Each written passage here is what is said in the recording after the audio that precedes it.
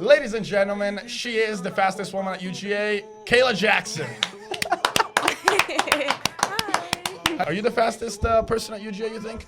Yeah? Yep. And you still manage to get late to class. We have a class together. She's always late.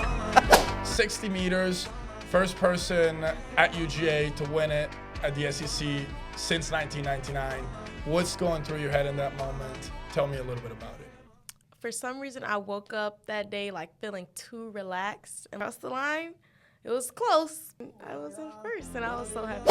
You've started a foundation, right? An organization with your father. So I would like you to talk about that because you're not just an incredible runner, you're also an incredible person. Thank you. You said that your father made you find the courage to continue running. What did he say exactly that made you understand that that diagnosis was not going to be the headline of your career, but just another obstacle you needed to run through?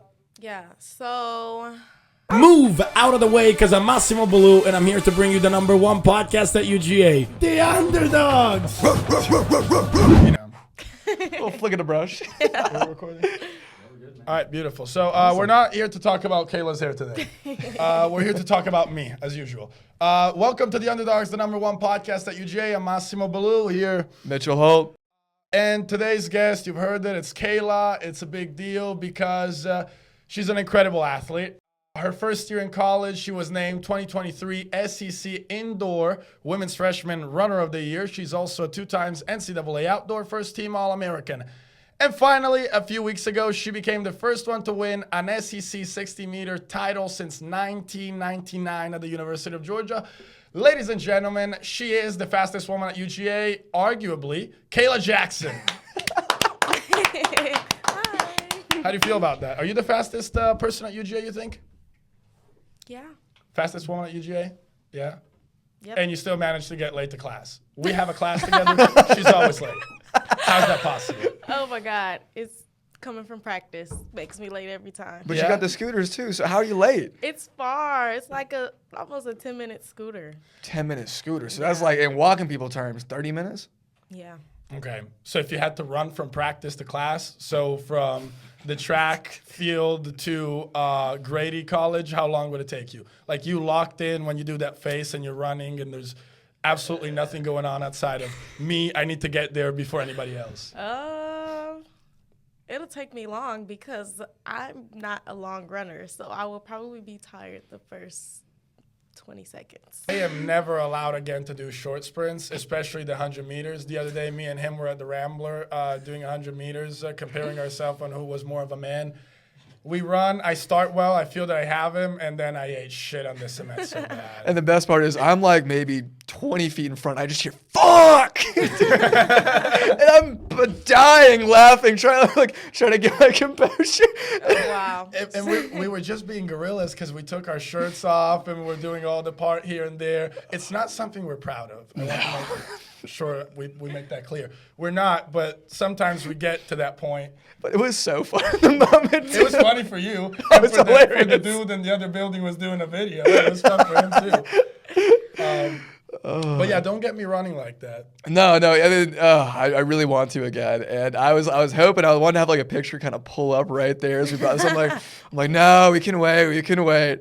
But it was so funny because as we were walking back up to the door, this girl watched the entire thing because it's just all glass right there. It's like we're in a fishbowl. And so she just watches him eat it, and we're both just coming up, dying, laughing, blood going down this guy's shoulder and back, and it's just like. Yeah. We should probably stick to like inside sports. Yeah. Speaking about inside sports, let's talk about this big record that you broke. 60 meters, first person at UGA to win it at the SEC since 1999. What's going through your head in that moment? Tell me a little bit about it. Well, honestly, that day, so that was the finals day. For some reason, I woke up that day like feeling too relaxed and like my body felt so lazy. And I just couldn't even wake up in the warm-up. So we did some new stuff in the warm-up, like this thing called bullet belt, where like it's a belt, and then when she says go, I take off, and then she yanks it, and it like forces me to have to use that And she don't let energy. go of that thing, right? No. Okay. Not until I take off. But so we were doing new stuff like that to try and wake my body up. put icy hot all over my body. And I was just like feeling so unconfident that day. And so I got on the track and I was just like, just 60 meters. I've been training for this. No matter how I feel, I can run this. So I went out there. I have a really good start. So usually I'm pretty much in the race in the beginning, and towards the end is where I always seem to fall off. So I was in front until 30, and I was like, wait, I'm still in front. This feels weird. And so I was just like, okay, let me keep going. And then crossed the line. It was close. And then I waited for the times to pop up, and I was in first, and I was so happy. Like, it was crazy because I wasn't really expecting it. So, and which is crazy to me because I watch these races and y'all are so close. It's like 0.0 seconds off, and I can't even tell who wins. I'm like, what's going on? And I see no one else does either because everyone's just like looking, like waiting to see something pop up, and it's like, what's going on? Exactly. Yeah. So this new rubber band routine has been a essential now. Yeah, when I feel dead, yeah. So you've been having that rubber band since middle school, if I'm correct, or you've been having it for how long have you been having this rubber band? You're talking about the bracelet, right? Oh, I'm talking about the bracelet. Actually. Wait. Oh, you're talking about my scrunchie? Yeah. It's a Oh, wait, how do scrunchie? you know that? Scrunchie. Oh, we know. We did. We have to know these things. Oh my God, yeah. I've had that since middle school. So I like get anxiety, and so I just sit there and rub it. But it has to like have a certain texture. Like people try to buy me scrunchies all the time, and it doesn't feel good. So I'll say no. And then when I find that good one, just keep. Okay, so what's the deal? How does it resist over time? You're talking about the scrunchie, that just helps me with my nerves. But the other thing that I was talking about that yanks, that's something called bullet belt, which we use sometimes in practice. Okay. Okay. I'm talking about the I'm middle very school confused right wrestband. now. How many things do you hold with yourself every time for a competition? Just the wristband. You're nuts. I didn't want to bring up up that, right? I don't even want to bring up the tape measure. Then I think everyone's just gonna be completely lost. It's like we're all just gonna be completely gone.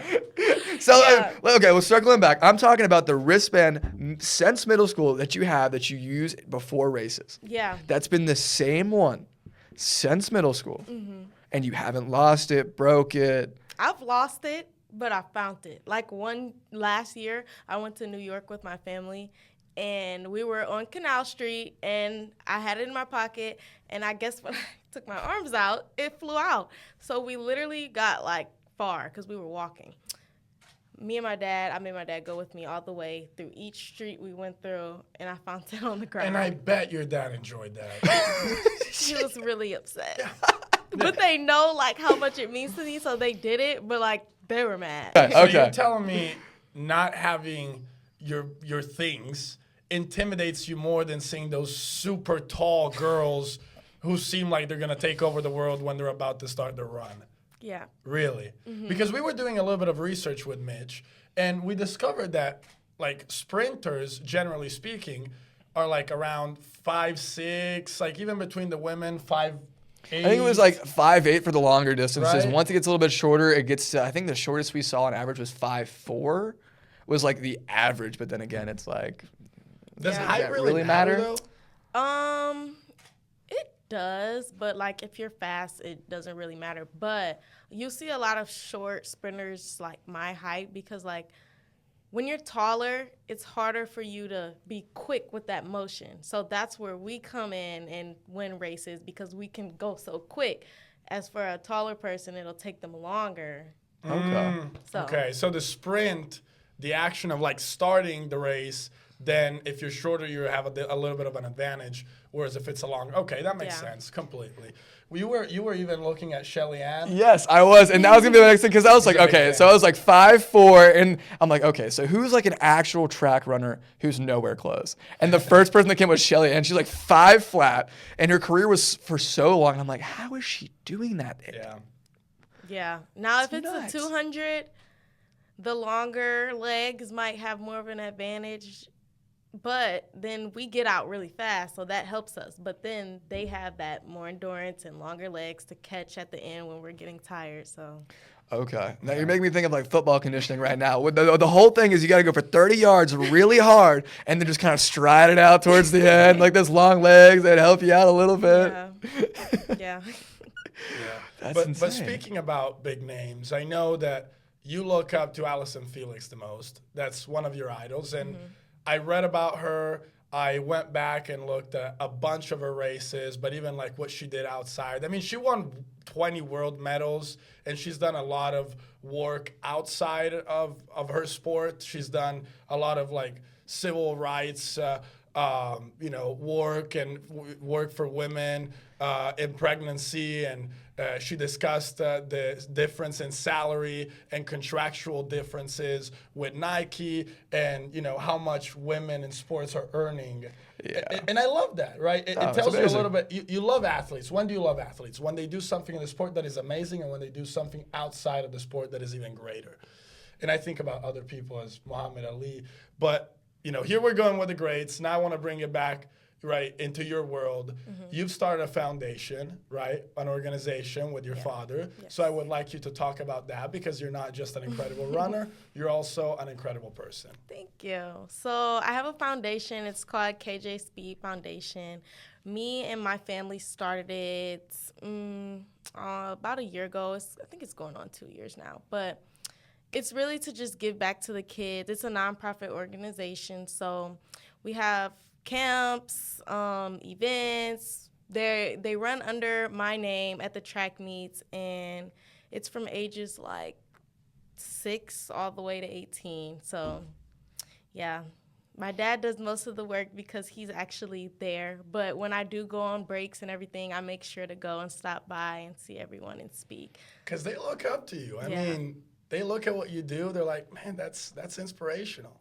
Yeah, I really appreciate them, though, for joining my team, because we're a new team, and I know a lot of people, like, stick to their teams they've been with since they were little, but they see, like, the work that me and my dad and my family put in, so they know they can trust us and come to our organization. And y'all got those clean uniforms. That's one thing I saw. I'm like, all right. So good. They do. And I saw I like, want that. I know. Can we have that? Can we have some of those uniforms? I swear to God, I'll wear them on the podcast. Yeah. Oh, 100%. I'm wearing that to the daily. I don't know what you're talking about, podcast. This is just the start of I'm it. going to class for that. Oh, yeah. Yeah, of course. I have my dad send some. Oh, please. So, so awesome. I'm thinking about myself wearing the uniform now. I'm like, yeah, what's going on? Like a Russian mobster. But one thing that's amazing to me is, you're out there teaching these kids, when you have the time to, you're teaching these kids all these lessons. But has there ever been something that the kids have really taught you? I'd say patience. Because working with a lot of kids, it can be really hard sometimes, especially when they're young. So patience, I feel like, is something I've learned. And then trusting the process, because not everyone will come super fast, super athletic, and you have to build up to that. Like, I built up to that. I wasn't always fast. So being able to trust that process is something I really like to see. And I like about you that you've not always been the first one in the class. You've not always been the fastest runner. You had to sort of build up to that moment, right? You had some challenges, and I'm talking about the diagnosis you had for diabetes when you were in 8th grade. And you discussed the conversation that you had with your father, and you said that your father made you find the courage to continue running. So I'm wondering, what did he say exactly that made you understand that that diagnosis was not going to be the headline of your career, but just another obstacle you needed to run through?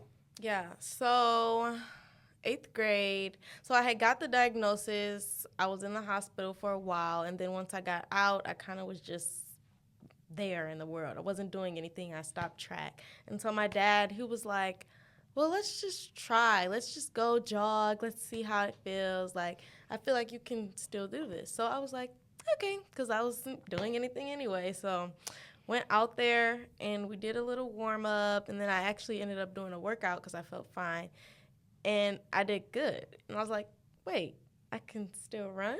Like, even though the doctors had already told me, like, I would be even stronger than before, but for some reason I just didn't believe it until I tried it myself. That together with the organization you guys have put together, it tells me this relationship that you've had. Would you say your father is your number one fan? I'd really say him, my mom, and my sister. They come. You got to to say that because every- otherwise they'll get pissed at you. Like you can't go one person out because as soon as you get out, I got to call for my mom. What's going on? No, but really, I think all of them are my biggest supporters because they're at every single meet, all three of them. They come see me before I run at my hotel. They travel all across the country. They go to Oregon, everything. So It's like they're part of your energy, but they kind of live to see you too succeed, right? Yeah. You have some big goals ahead. I mean, do. you're going to be done with college soon. You had an incredible college career with ups and downs, I think. You started really strong. Then you had moments maybe where you didn't find yourself in the race, as every athlete, though. Yeah. And now you're on the peak again, and you're about to be done. So what are you seeing ahead? What are you seeing outside of UGA? Well, I definitely want to become a professional athlete. I'm graduating early in December, so World Championships will be in September. So hopefully by then I will be a professional athlete. But if not, I can always come back here, do my master's, and run for the team again. But that's one of my biggest goals, to become professional. And I don't want to really put like a time on it. So whenever it comes, I'm happy with that. And one thing that I thought was really interesting about being an athlete with diabetes, kind of circling back, is you need to monitor your levels at all times, especially with high intensity training. Mm-hmm. So is it your coaches just know what's going on? Or are they like an app or something that they track it? Yeah, so I have an app. So my diabetes was one of the main reasons I came here because the staff here cared so much. Like at every other school, it was just like, oh, we have a nutritionist, you can talk to them. But I didn't need help with eating. Like that wasn't the problem. So they cared the most, and they actually got to witness an episode on my visit. My numbers had dropped right before we went onto the football field. And just to see how everyone cared, like they literally ran to all the stores, brought me back apple juice in like 5 minutes, and they all just cared, and they knew their information The coaches about or the it. people on the The track coaches, our staff, our trainers, everybody was there. I'd rather the athletes go run and buy the But yeah, it does take a lot. So they have my app. It's called Dexcom. They have the Follow app on their phones, like all of my trainers and all of my coaches. So they're monitoring it in practice all the time. And they'll be like, hey, Kayla, your numbers are low. Get some juice or something like that. So Okay, so they get like grape juice or like apple juice or something always ready. It's like on ice or is it warm? I mean, because if they're telling me to come up and they give me some warm juice and it's like 90 degrees, I'm going to be a little pissed. Oh, my God. It's I mean, I know I'm about to pass out, right? But give me some cold juice. Like, please. Oh, that's funny. Anyways, I want to know, going back to the serious sphere, because we like to jump back and forth here, what is some advice you would give to other athletes who are diabetes type 1 trying to make it in sports? I would just say don't give up. It's not always going to be easy, and you're going to come across an obstacle like 2 times a week, maybe more. So just don't give up and keep pushing through, because in the end, you'll be fine. You'll get something good out of it. It's just a test, so you can overcome it. And what about some specifics? What about like people you need to surround yourself with? What about things you learned on the way? Getting more specific. Or even things you keep with you when you're training just in case an episode does happen. Yeah, so I keep snacks all the time, and even my trainers like make me snack bags on the road and everything. So I'm always with snacks. And as far as specifics, I feel like always have people you can trust on your team, because they'll be the ones who care about you the most and can get you what you need. So, yeah, surround yourself with good people. Yeah, and people that know, too, because I imagine a lot of your friends don't really understand what it's like to have diabetes. Yeah. So you got to give them a little debrief of, all right, so if this happens, I'm going to need you to shove this down my throat as fast as possible. Yeah. Yeah, I let my team know everything. I don't know how much you know about that. Yeah. Anyways, we got to wrap up here, but we prepared a little game for you. Okay. And we imagined it as a pyramid, with 4 people on the bottom, 3 people in the second rows, 2 people in the third row, and then 1 person on top. We're going to tell you the 10 most important sprinters in the history of the United States, and we want you to rank them and to put them in a row. Whereas the lowest row, so 4th row, are the people who are a little bit worse. And then on top, you put la creme de la creme, the best, right? So 4 spots, 3, 2, 1. And you can't switch them either. It's locked. Yeah. You're not going to know who we're going to say next, too. Okay. All right, let's play the pyramid game. We're asking an SEC gold medalist about the 10 best track athletes in U.S. history. D.D. Trotter.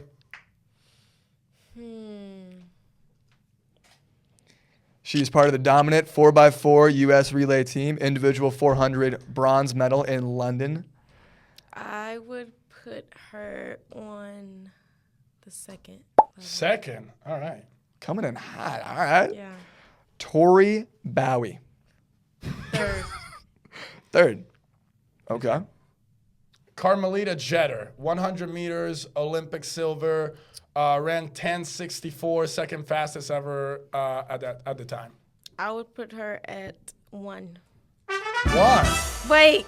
You can't switch this, by the way. No. You can switch it now, but be aware that there's going to be some other big Wait, names. only one person can Only go on one person Yes. go on 1.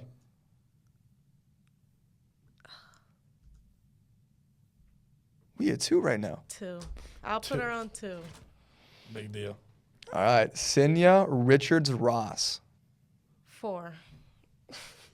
I feel like I messed this up already. Nah, because worst pays to get little controversial comments. Yeah. Sha'Carri Richardson. 1. I'm sorry. I'm surprised. Why? There's going to be some big names afterwards. All right. So we have Marion Jones. Do you know who that is?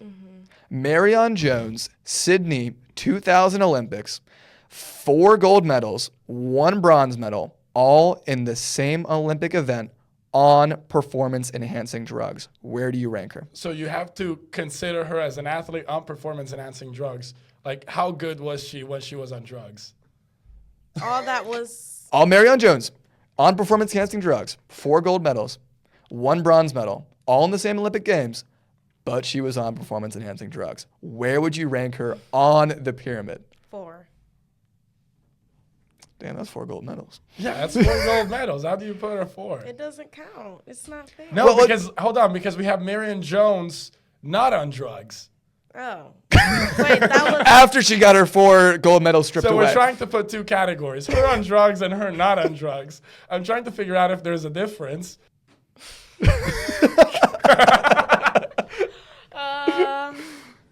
Wait, the golds and everything was while she was. Yeah. On drugs. So 4. Okay. So, No, but you can't put her down because she was on drugs. Don't consider that. We're just saying that's when she was at the top. no, But- she made her decision. So not on drugs. Where do you rank her? Well, what did she win when she wasn't? Not 4 Not gold much. medals. No. 4. 4. Oh my God. You go. Say that again. Gail Devers. That's a good one. Her daughter is my teammate. Really? Mm-hmm. So Gail be pulling up to practice? Sometimes. She be coaching? Not popping? really. She just be there. She'd be like, I'm just on the sideline. 3. Yeah. All right. So, oh my God. You fucked up. Florence Griffith Joyner, also known as FloJo. 4.